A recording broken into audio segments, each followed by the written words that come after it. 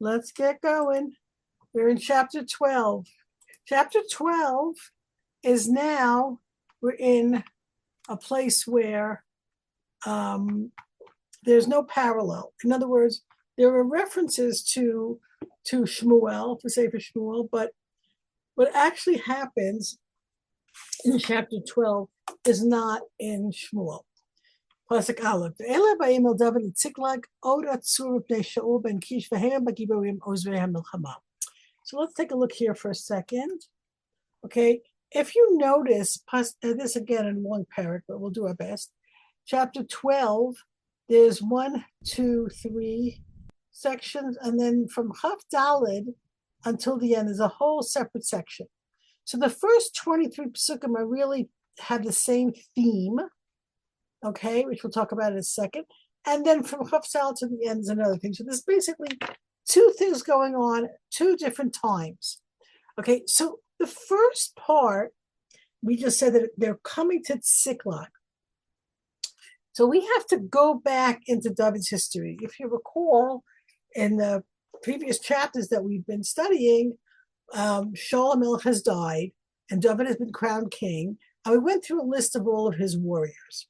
The big heroes, the ones who did this, the ones who fought the lions, and etc. Now we're going here to backtrack. How did David build up this army of miraculous and heroic people? And what we see here is that this, at this time, I'll just backtrack a little bit. Okay, David has, from the time that he kills Goliath, the hostility of Shaul builds up more and more until such time that David realizes he's not safe anywhere near Shaul, and he goes and he hides. So I have a map, okay, just to briefly show you.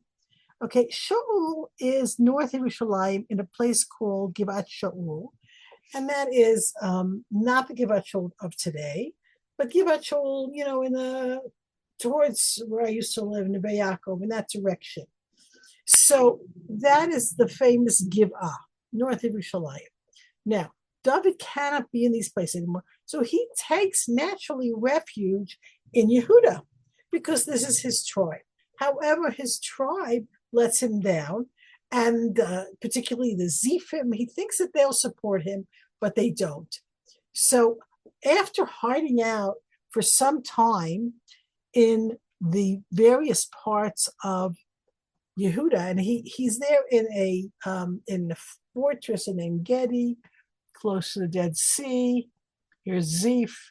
He gets around a lot here. He's in En Gedi. There's famous stories. Just to give you a sense of the progression of David's running away. Eventually, he says, I'm not safe anywhere in the territory of the Jews, because Shaul is relentless. He doesn't let me live. So he goes down to Plishti territory. Now, the Plishti cities are on the coast. If you recall, we talked about them. Ashdod, Ashkelon, Aza, 3 principal cities, and further inland, Gat and Ekron. Where's Ekron? Here, Ekron. But the Plishtim have become very powerful in the waning days of Shaul. They've encroached until a lot of the south of Yehuda has come under their control.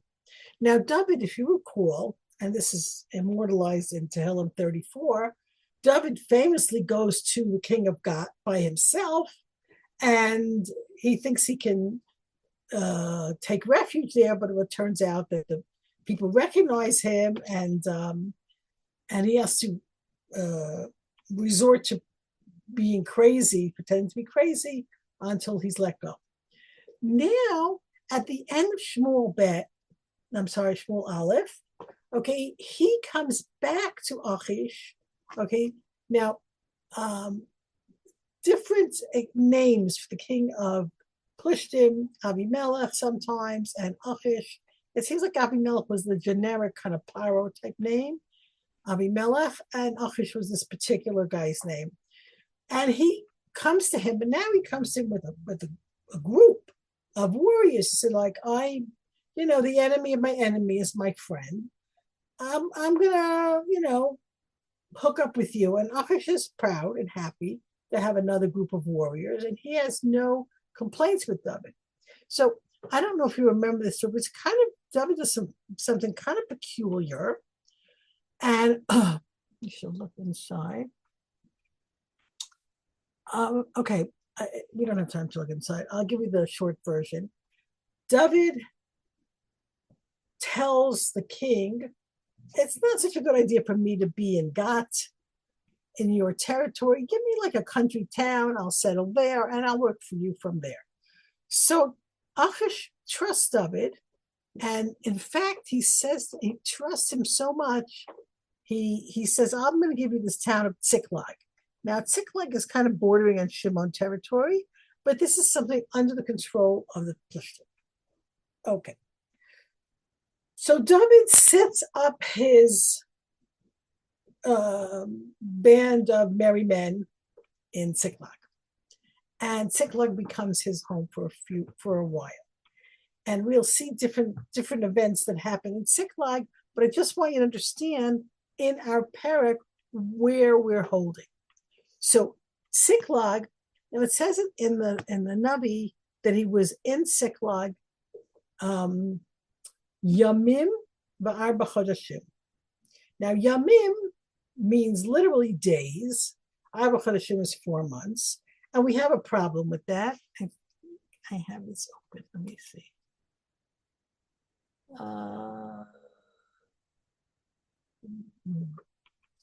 No, this was the bit I wanted to show you. This is the Tziklag bit. Let's go back. Okay. And what happens is right here. No, back to 27. We need one more pack back. And it says here, Shaul hears that David ran to Gath and he leaves him alone. And David says to the king, if you give me a town to stay in, so I won't be in your hair. And he gives him Tziklag. And here, and generally speaking, when the Tanakh says Yamim, Tanakh assumes 1 year. So that's 1 year plus 4 months. But Rashi says that doesn't make sense. It can't be, because David didn't go down to Tziklag until after Shmuel died, and Shaul dies in 4 months after Shmuel dies, in which case there is no time for this. So probably just a few days, 4 months and a few days, so that you can decide how you want to understand that. In any event, we're looking at David in a tough time of his life. He has settled in outside of the territory proper of Israel. He is subject to the king of the Plishtim, and he's an outcast.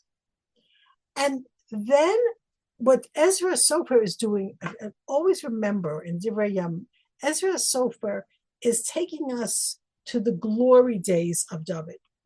Ezra Sofer is not interested in the up and down of the this and the scandals and the badness. Ezra wants to show how great was Malchus based on it, how great was David. So he goes backwards now in time, from the time of the great heroes that we read about in the last Perek, right? Oh, this long list of heroes.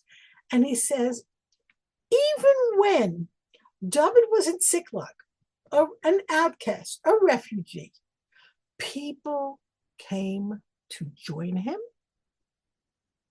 and wanted to be part of Malchus based of it. And we're not talking about the Bnei Yehuda. And that's what is so amazing in this story. So the first 23 psukim are going to tell us about these people who look around and say, we cannot support Shaul this is not where the Jewish people are supposed to be going. We want to support David. Now, it's true that some malcontents joined David. Some people, it says in Shmuel, who had a hard time, who owed money, who had difficulties. But at this point in time, David is established in Siklag, and he has a bunch of men with him, and all of a sudden, people start joining him. This is not told anywhere in Shmuel. Pasuk Aleph. Divrei HaYamim Alef David at Siklag. These are the people who came to David at Siklag. Od Atzur Mipnei Shaul ben Kish. He was still in hiding. Atzur means held back. Rashi explains it, hidden, hiding from Shaul the son of Kish. Behema Bagibarim Ozer Milchama. And these were brave warriors who joined in the army. Now, there's 4 groups here that join, okay? And it's very interesting because the first group, this is not necessarily the chronologically first group, but it's the most startling first group.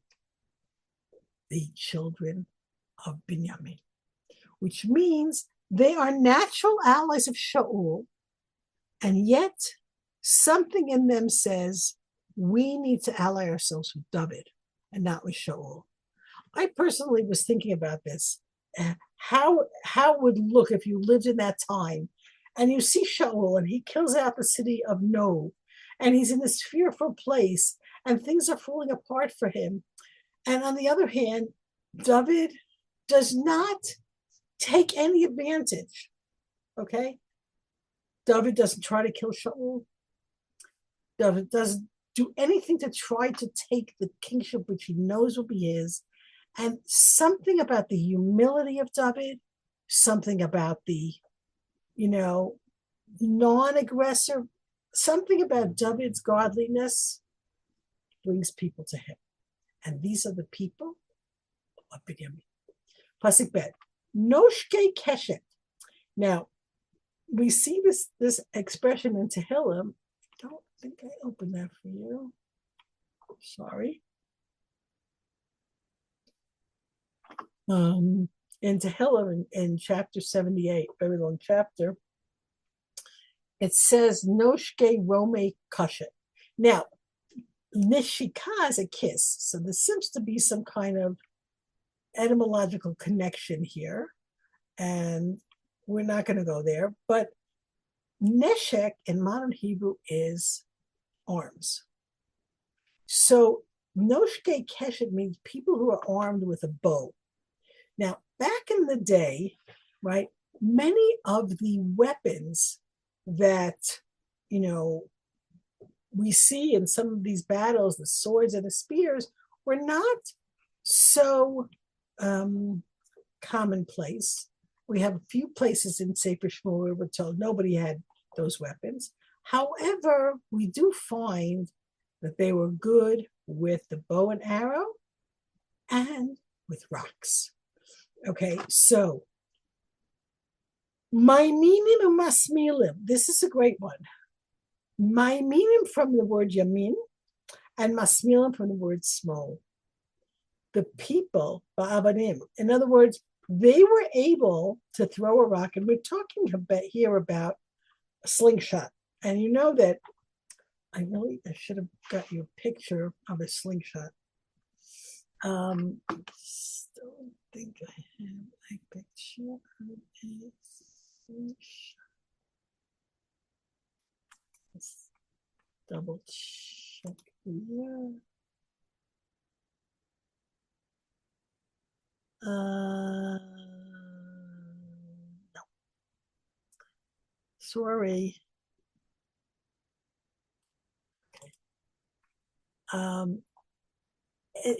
We did talk about this when we talked about David and Goliath, okay? But a slingshot, when we imagine it in our little American consciousness, I will send a picture of Ezrat Hashem to the chat. We think of this little, kind of Y-shaped thing, and you just go and you throw it. The slingshot of David was a long piece of leather wider in the middle. You put the rock in this piece of leather and you waved it around so that the force, the centrifugal force, would throw the rock very far. And like, I can't understand, personally, cannot understand how anyone could aim a slingshot, that kind of slingshot. I don't even understand it. However, the Bnei Binyamin were absolute experts, and not only with the right hand, but also with the left hand. These people were ambidextrous, not only with rocks, but with arrows and bows from the brothers of Shaul from Binyamin. And this is crazy, right? They could. Now, this I want to show you. If you recall, back in Sefer Shoftim, we talked about the left-handed Binyamin warriors, starting with Ela ben Gera, the Shofet, in chapter 3, who takes a short dagger and he puts it on his right hip, because everyone who was right-handed put things on the left hip to draw the sword, and he had his left hip, so the king of Moab, Eglon, would not recognize that he's armed, and he stabbed him with his left hand. But even further, in chapter 20, the civil war after the Pilegish Begiva horror, so at that time, what's happening? Yeah. Okay. There were 700 Mikal HaAmazeh of the Bnei Binyamin. They won 2 battles against the entire nation. And that's because they had such powerful warriors. Sheba Ma'ot Ishbachu Iter Yad Yamino. Now, Iter Yad Yamino means right hand closed up. So the English sometimes calls it shrivel. They're just left-handed. It doesn't mean their hands were shriveled. God forbid. What a horrible thought. But these people were 700 left-handed warriors. Kalzeh, all of those 700, Kolea Ba'evan, could slingshot. I don't even know what the verb is for slingshotting. Slinging a shot? I don't know. But all of these people could aim with a rock in a slingshot to a hair, he would not miss. The word chet, you see, means missing the mark. Okay, this is crazy. And when you get back to our pasuk, we find these people could do it both hands. So you have a very, very powerful group joining up with David. And it's important to take a moment and say, the people who joined David at the low point in his life are what we call in America a friend in need. We have this expression, a friend in need is a friend indeed. When you have trouble and your people stick with you through your trouble, those are the real friends. And the Gemara has a comment about this, which I think is pertinent here, right? Kol ha'oseh malach b'tisha b'av, because we are now in the 3 weeks. The Gemara is harsh on people who do not take this period of time of mourning seriously. If you're not mourning for Shalayim, you will not merit to see her greatness, right? Shenemar simcha Yerushalayim v'gilu ba kol ohaveha sisu itam asos kala mit'ablim aleha. The people who will rejoice over Yerushalayim are the people who mourn for her. Mikan amru kala mit'ablim Yerushalayim zocher v'roeh v'simchata. From here, from this pasuk in Yeshaya, we learn that if you mourn for Shalayim, you will merit to see its joy. Alavai v'meher yaminu amen.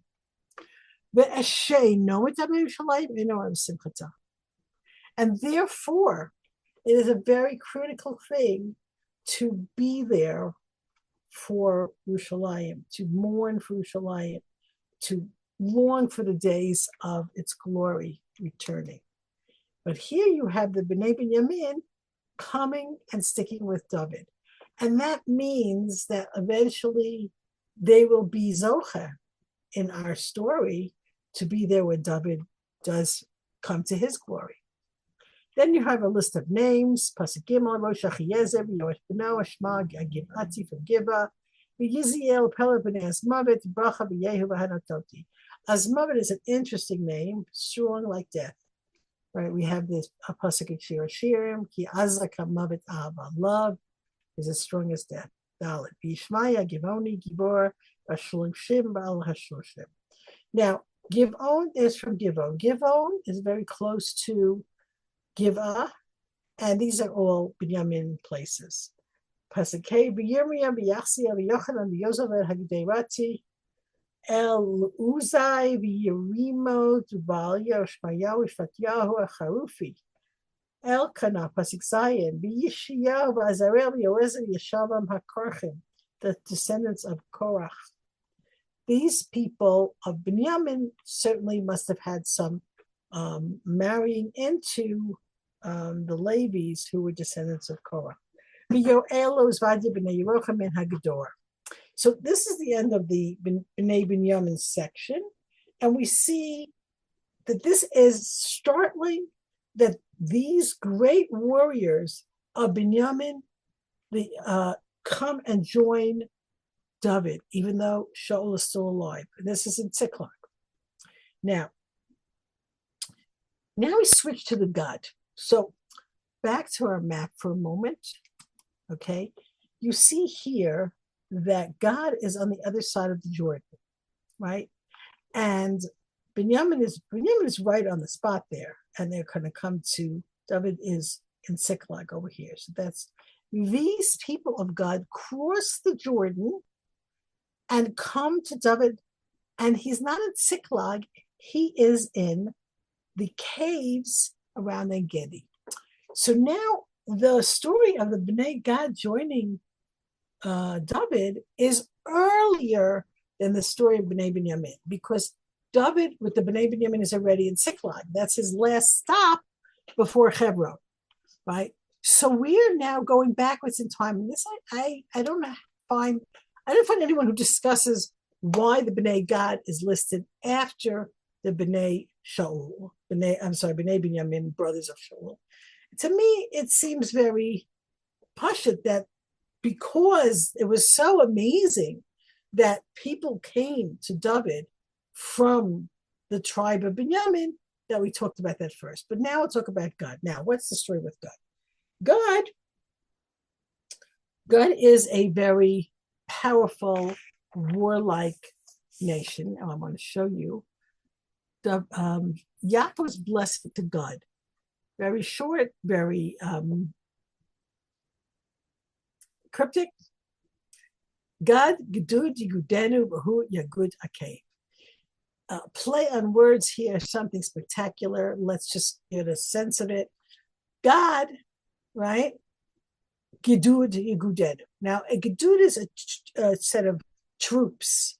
Okay, so God will organize their troops, Bahu Yagud Akeh, and it will troop back in its back steps. So the way the Rashi's understanding it here is that this is a reference to God crossing the Jordan. Where's our map?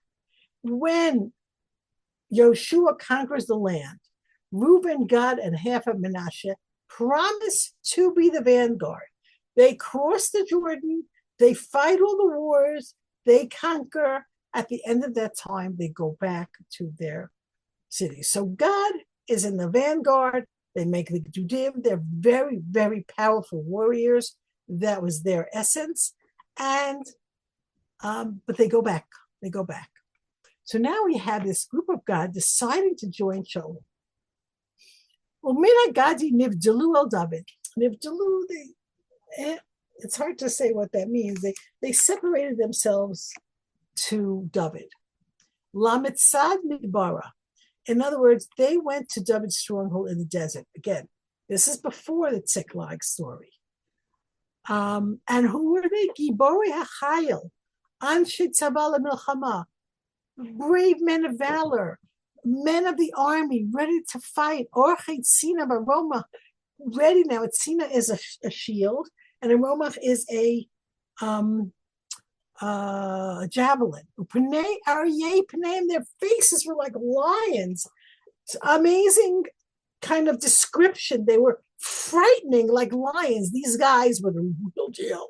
If you see them in the movies, you know who they are. And swift as deer on the mountains. This was a group of serious fighters, right? You had the marksmen of Binyamin, and now you had the Judim, the troops of God. And now we talk about this list, which is like very interesting because you get a list in order, right? Azer was first, Ovadia was second. We love this name, right? Eliyav third, Mishmana fourth, Yirmiyahu fifth, Atai Hashishi, Eliel Hashvi, Yochanan Hashmini, Elzabad Tashi, Yirmiyahu Asiri, Machbanai Ashtesa. So there are 11 heads that are listed here, one after another. Sukkim Yud, Yud Aleph, Yud Bet, Yud Gimel, Yud Dalet. And Tetabav sums it up. Elam Ibnei Gad, Russia and Sabah. These people were from the Bnei Gad, the heads of the army. And wait 1 second.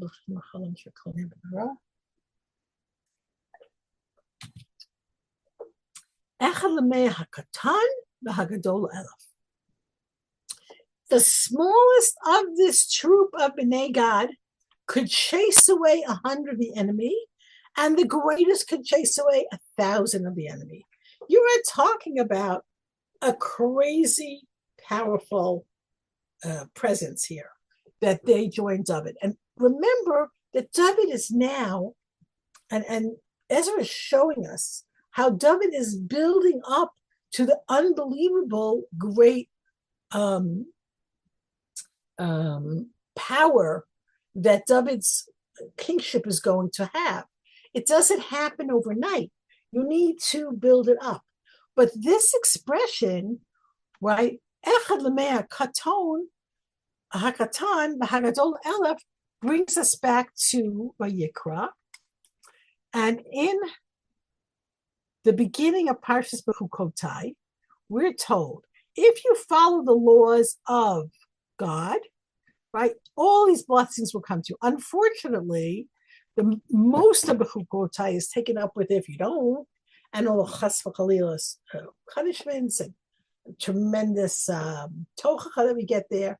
But you do have this bit, right?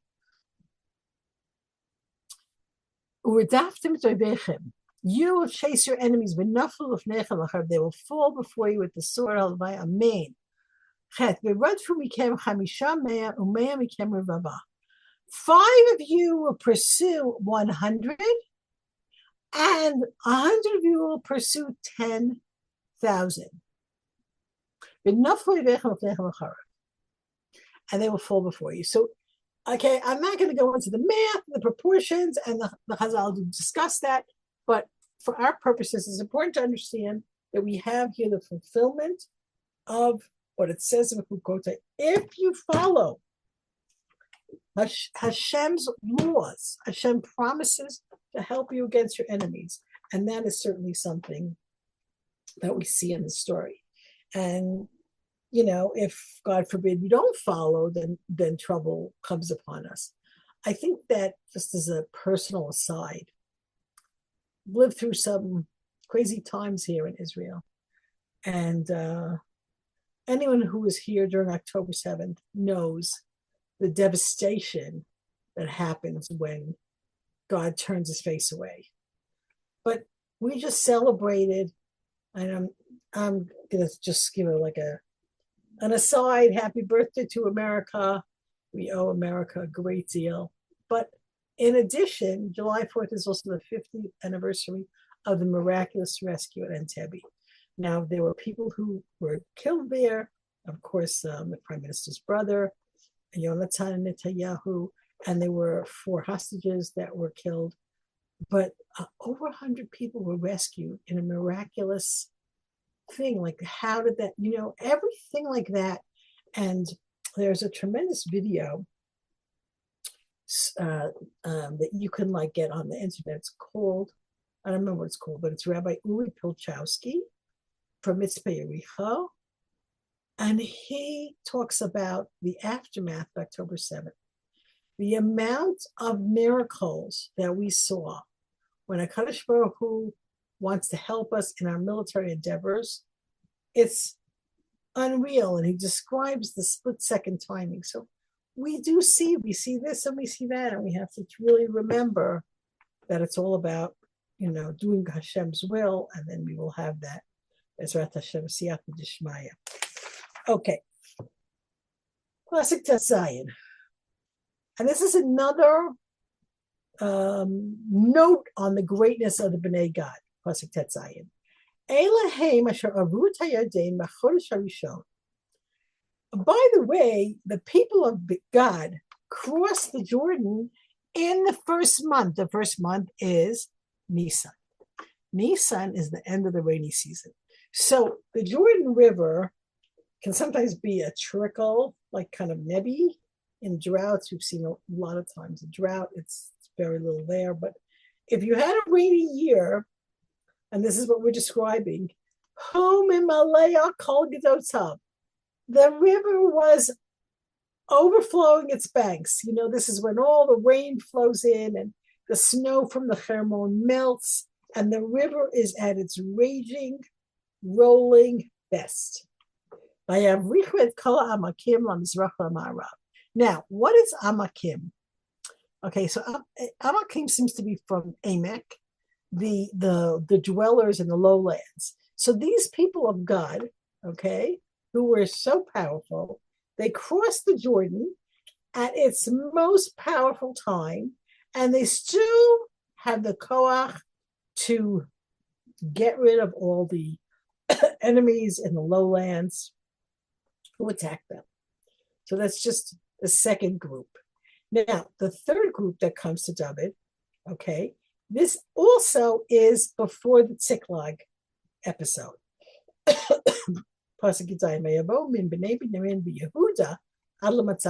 Now, this is strange. You have Bnei Binyamin coming together with Bnei Yehuda. And this is, again, not in Tziklag, it's earlier. It's when David was in the caves. And what's happening here? But David, I just want to point out that in all of Divrei HaYamim, David gets an extra yud. So that seems to be a nod to his godliness. David lifnehem. Oh my gosh, in a hurry. Now, David, at this point in time, does not know who's coming to him, but he sees that there are people of Binyamin there, and he's naturally nervous and suspicious.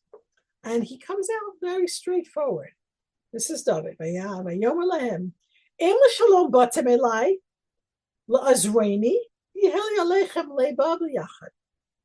If you're coming in peace to me, to help me, I will have to you a heart to unite. If you are coming in peace, I'm good. If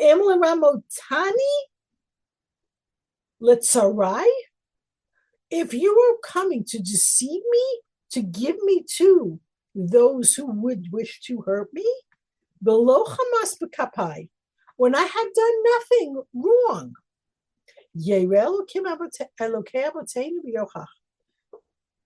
God of our forefathers will see, and he will pass judgment.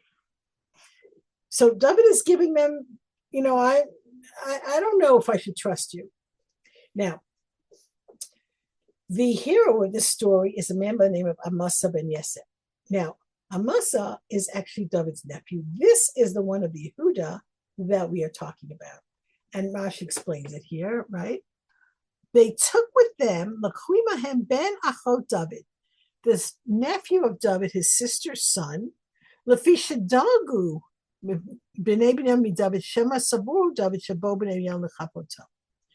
In order to make David aware that they're on his side, they take along David's nephew, Amasa, the son of his sister Abigail, Amasa ben Yetzer, he's called. And in this section, it's called Amasai. Again, the names are fluid in Divrei HaYamim. And when he sees David, he's inspired. And this is a kind of difference of opinion. There are people who say he was inspired with, a spirit of eloquence, and then there is the opinion that he was inspired by a spirit of God. Because we see this expression with Gidon, and also with Esther. Rosh Hashalishim, and a spirit enveloped Amasai, who was the head of these offices, and he says, L'cha David, Imcha ben Yishai, we are to you, David, and we are for you, son of Yishai. You have the merit of yourself, you have the merit of your fathers. Shalom, shalom lecha. Peace, peace to you. Shalom la'azrecha, peace to those who help you. Ki azarcha lokecha, because God helps you. This is a very, very beautiful approach and bracha, which actually, we don't have time for it, but it is actually incorporated into, at the end of Shabbos, there's a thing that some people say, like, we don't do much singing, but v'yitein lecha. So at the end, there's a whole bunch of quotes about peace. And this whole section is in there. By the way, the Gemara, I just want to find the right Gemara. Getting.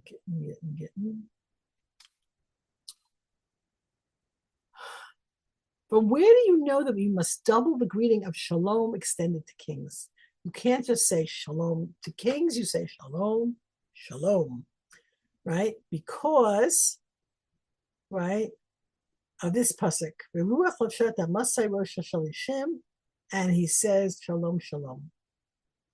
So the Chazal learn actually a halacha from this pasuk, that a king gets two shaloms, one for himself as an individual and one for the country. And Amasa convinces David that we're there to help you. We know that God is helping you. It doesn't make any sense that you are escaped the wrath of Shaul all this time. We know that God is with you. We wish to join in sincerity. Please understand our good intentions. Vayikablem David, vayitneim b'rashei hagdud. And David, in his generous spirit, he doesn't just gather them in, he makes them officers. And that's the third group. So the first group is the people of the sons, the brothers of Shaul, the relatives of Shaul that come to Tziklag, which is later. And then the powerful men of God that come to the Midbar. And also now people of Shaul and of Yehuda, Binyamin and Yehuda, that come with Amasa to join David. So his ranks are growing with very great people. Pasuk Chav. Umi Menashe naflu al David. This is the fourth group. The people of Menashe naflu al David. Naflu is an interesting word. I very much appreciate a translation I saw in the stone. Fell in with him. That works. They joined him. Bivoa implishtim al Shaul amilchama lo azarum. Okay, when David went with the Plishtim to fight against Shaul in war, that's when the Menashe joined him, but he didn't help them. Below as a room,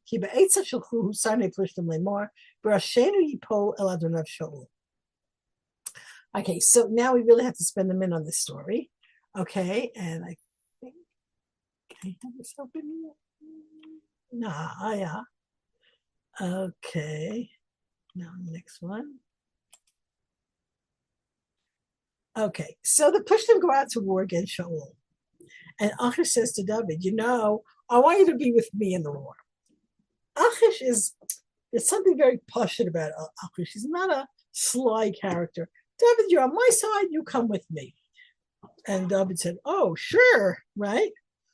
And Achish says to David, you'll be my bodyguard.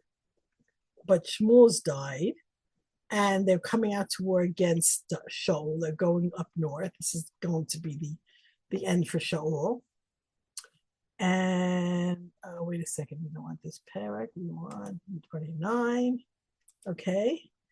And the Plishti officers see David coming along. Now, David isn't a pickle because he doesn't want to signal to Achish that he's not, up for this battle, but he doesn't want to get into trouble either, and he doesn't know what to do.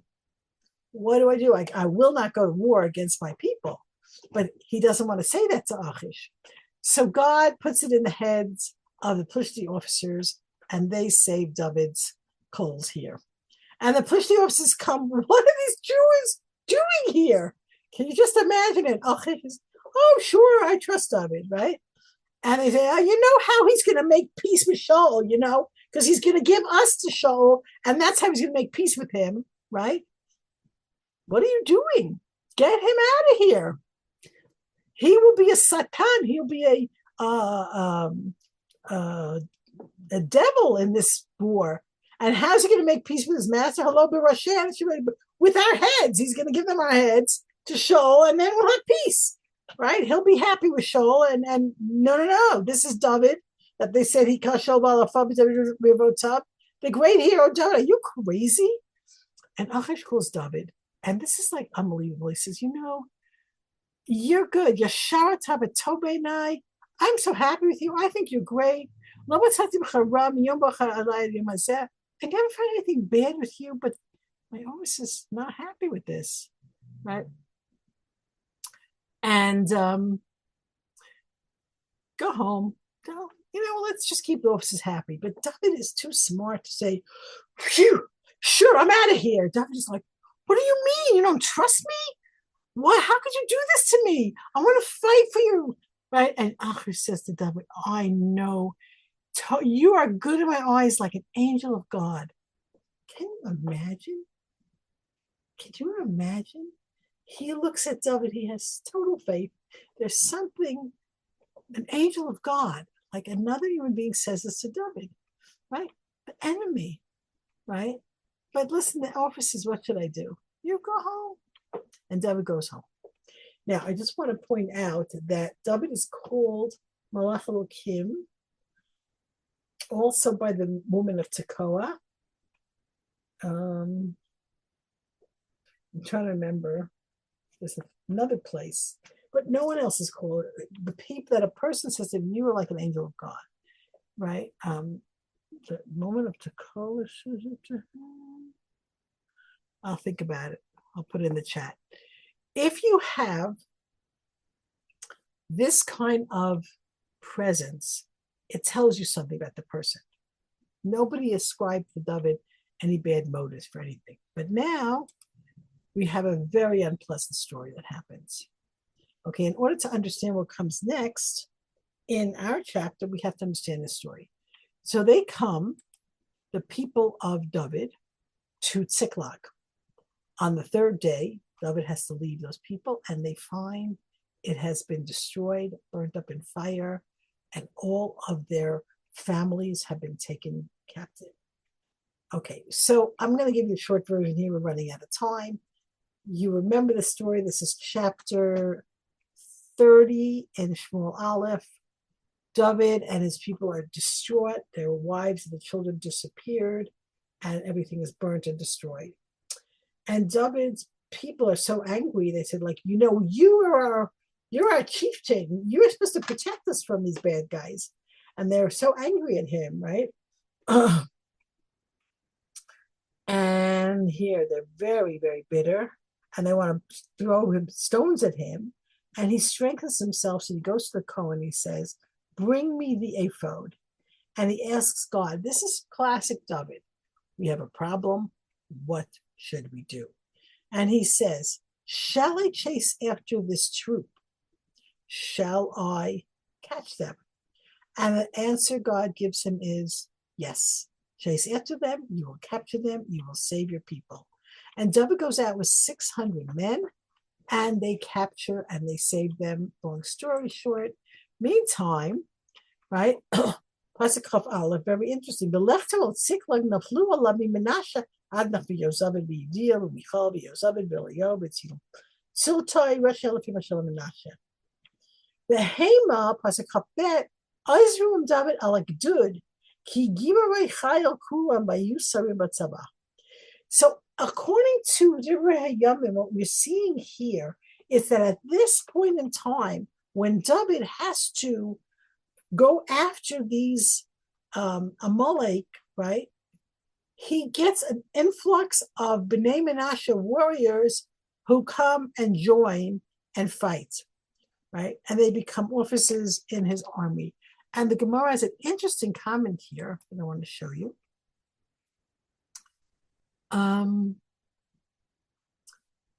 It is written when Rachel gave birth to Yosef, right? Yaakov wanted to go home. And Yaakov saw that the descendants of Esau will only be delivered into the hands of the descendants of Yosef. Once Yosef was born, Yaakov had confidence that he could meet up with Esau. It's very, very interesting because it says in Obadiah, Vayab, we love that name, don't we, Debbie? Vayab Beit Yaakov Eish, Beit Yosef Lehava, Beit Esau Lakash. The house of Yaakov will be a fire, the house of Yosef will be a flame, and the house of Esau will be straw. And so Rabbi Chelbo says, wait a minute, you're saying that only a descendant of Yosef can conquer Amalek, or descendant of we should say, of Rachel? But we have that David, who was a descendant of Leah, who destroyed the Amalek in Siklag. And Reb Shmuel Nachmani said to him, you didn't read Divrei HaYamim, right? The only reason that David was able to overcome Amalek was because Menashe had joined him, descendants of Yosef, descendants of Rachel. Interesting comment there. Now, we sum up this section by saying, Yom b'yom yavo el David la'azro. At times, each day, more and more people came to help David. Ad lemachane gadol kemachane Elokim, until David's faction became a great camp of God. And now we're going to switch gears with verse 24, and we're going to go forward 8 years. Okay, because David becomes king with this faction in Yehuda in Hebron for 7 years. But he doesn't become king over everyone until the 8th year.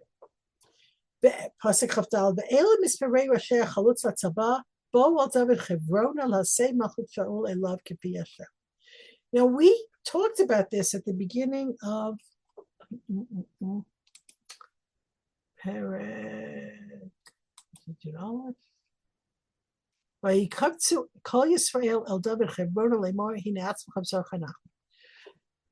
At the beginning of chapter 11, Divrei HaYamim, all the people come to David and say, you are going to be our king. We are your flesh and blood. We want to be united.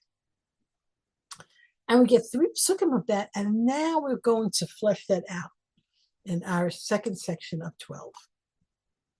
And we're going to count all the people who came to David in Hebron.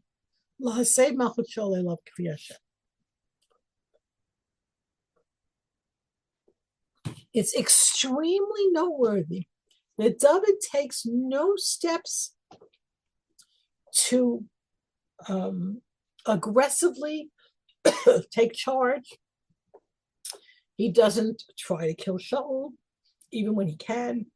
He doesn't try to kill Ishbosheth. He makes no attempt to take what should be his if he was acting like any other, person in history. But he waits until they come to him and they say, we want you to be our king.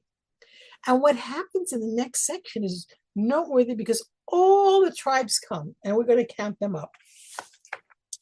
Okay.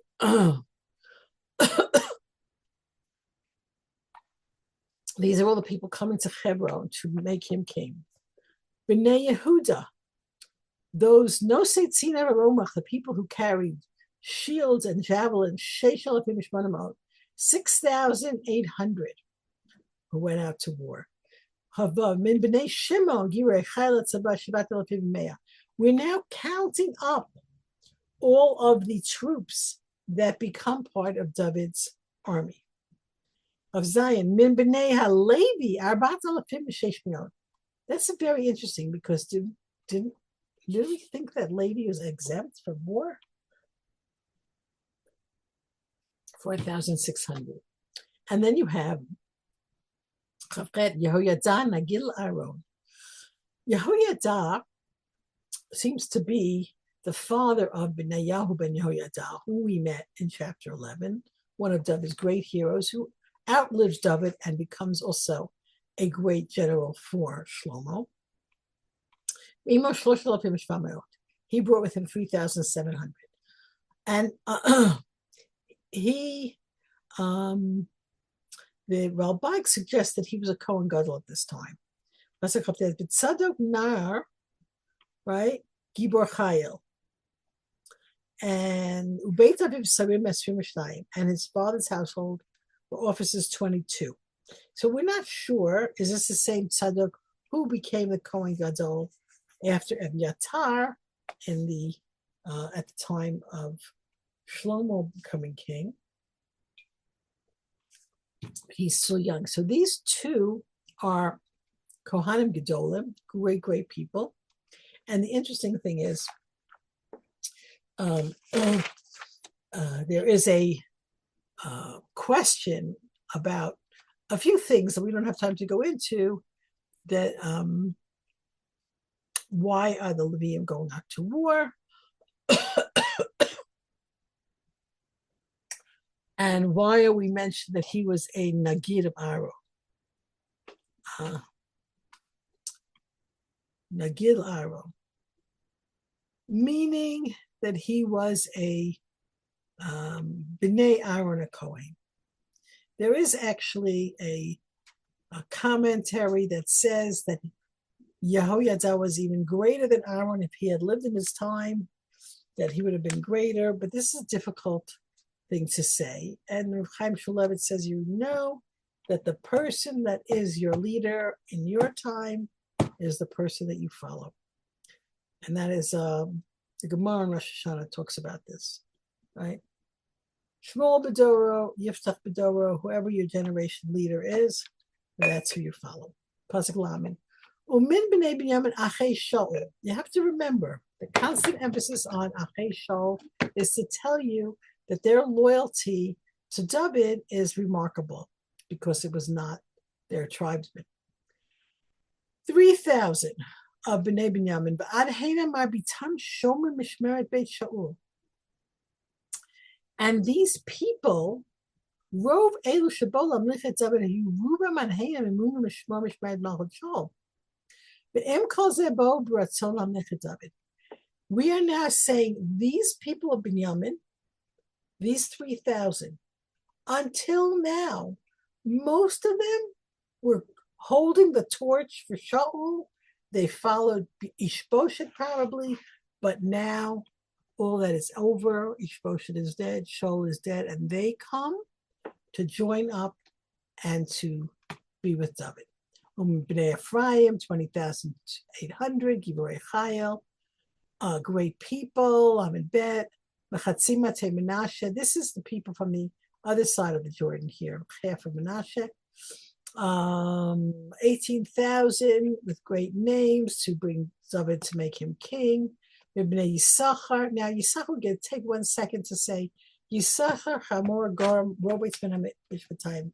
Yisachar's bracha was to be great ones in Torah.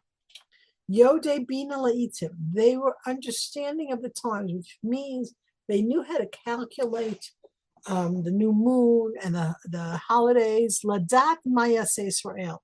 To know what Israel should do. In other words, Yisachar were the Talmidei Chachamim.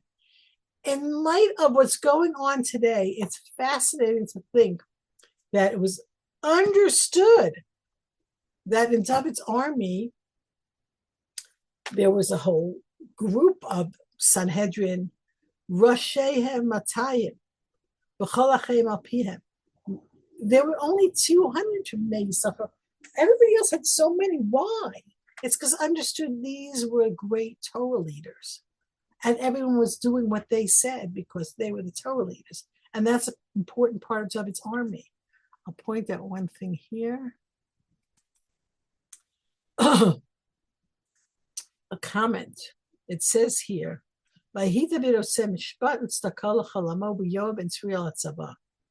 Why are we connecting that David did Mishpat and Tzedakah and Yoav did Tzava? Matam. David asa Mishpat and Tzedakah l'chol hamo mishum Yoav al Tzava. Umatam Yoav al Tzava mishum David asa Mishpat and Tzedakah l'chol hamo. A very great lesson to learn from this.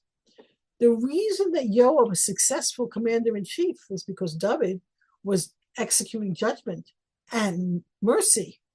The Gemara says that if a person was poor and the judgment went against him, after the judgment, David would, send people after him or go after him and pay him the money so he wouldn't be impoverished from the judgment. The judgment was a judgment and the tzedakah was the tzedakah. But the fact that David was ruling in such a just and kind way enabled Yoav to win the wars. And the fact that Yoav was fighting the wars enabled David to be with the Mishpat and Tzedakah. Very beautiful Gemara. In any event, that's Yisachar, who's ruling Yotzei Tzava, Orchei Melchama, V'chal Klei Melchama, 50,000 La'ador, below Lev Balev. Now, La'ador here seems to be La'arok. They would prepare all of the troops for the war. And below Lev Balev is it seems to be, whether they meant it or not, they win the wars, whatever their intentions are. This is an interesting Rashi. In any event, we are way out of time, so let's just finish this off. Naphtali sends people, Dan, Asher, from Reuben, Gad, and if you add them all up, there's 240,000 people.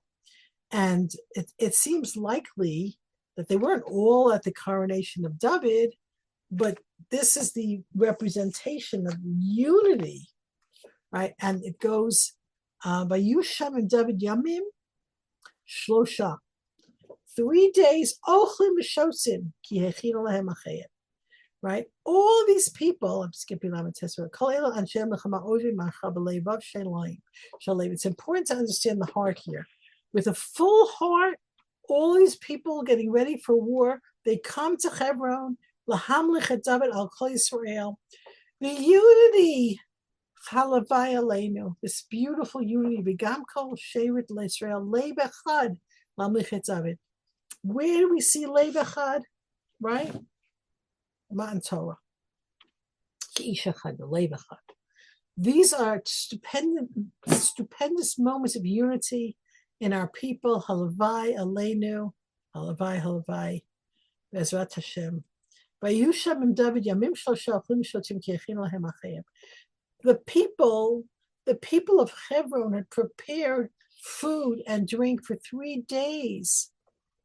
Pasuk Mem Aleph. V'gam hakrov maleim ad Yisachar zbol Naftali mivim lechem b'chamarim b'malem b'pradim b'bakar ma'achal kemach zebelim simukim yayin shemen bakar tzol arov ki simcha b'Yisrael. Get a picture of the absolute unity and the tremendous, great happiness of this moment when everybody's come together to this natural conclusion to take the person who is supposed to be the king, who has proved himself by his loyalty and his humility and his ungraspingness, the person who looks like a Malach Elokim to other human beings, and that's the person who finally becomes king. And this is really where Divrei HaYamim has been headed. This is the great, great event, 3 days of feasting, food, meat, bread, figs and raisins and wine and oil. And it was a great joy in Israel. Okay, so remember, the first half is when David is in distress and these 4 groups join him. And the end is all these people are supporting him and they become his great unified nation. Okay, we'll stop the screen share. All right, ladies, we'll see you Bezrat Hashem next week. Okay. Thank you. Good night. Good night.